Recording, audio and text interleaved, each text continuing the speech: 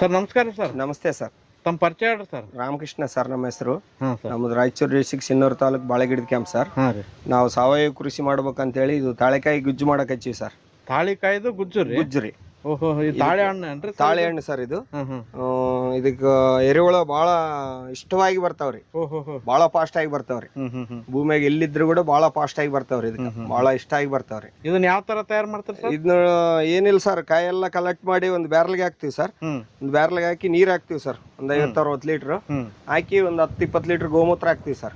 ಕಾಯಿ ಎಷ್ಟು ಹಾಕ್ತಿರಿ ಸರ್? ಕಾಯಿ ಹಾಕ್ತಿವಿ ಸರ್, ಒಂದು 100-200 ಕಾಯಿ ಹಾಕ್ತಿವಿ. ಒಂದು ಬ್ಯಾರ್ಲ್ಗಿಂತ ದೊಡ್ಡ ಡ್ರಮ್ಗೆ ಒಂದ್ 100-200 ಕಾಯಿ ಹಾಕಿ ಬಿಡ್ತೀವಿ.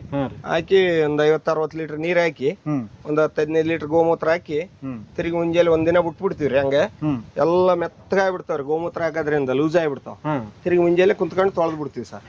ತೊಳೆದು ಚಿಪ್ಪು ಗುಜ್ಜು ತೆಗೆದು ಬಿಡ್ತೀವ್ರಿ. ಚಿಪ್ಪು ಬೇರೆ ಮಾಡ್ತೀವಿ, ಒಳಗ ಇವು ಬೇರೆ ಮಾಡ್ತೀವಿ ಸರ್. ಈ ಗುಡ್ಡನ್ನ ಇಲ್ಲಿ ಕಲೆಕ್ಟ್ ಮಾಡ್ರಿ? ಇಲ್ಲಿ ಕಲೆಕ್ಟ್ ಮಾಡಿವಿ. ಇದು ಎಷ್ಟು ದಿನ ಬಿಡ್ತೀರಿ ಸರ್? ಇದು ಬಿಡ್ತೀವಿ ಸರ್ ಒಂದು 20-25 ದಿನ. ಅದಾದ್ಮೇಲೆ ಬಳಕೆ ಮಾಡ್ಬೋದು ಸರ್. ಇದನ್ನ ಯಾವ ತರ ಬಳಕೆ ಮಾಡ್ತೀರಿ ಸರ್? ಇದನ್ನು ಅಷ್ಟೇ ರೀ, ಬೇಕಂದ್ರೆ ಎರ್ಮಿ ಕಾಂಪೋಸ್ಟ್ ದಾಗ ಕಲ್ಸ್ಕೊಂಡು ಉಗ್ಕೊಂತೀವಿ ಸರ್.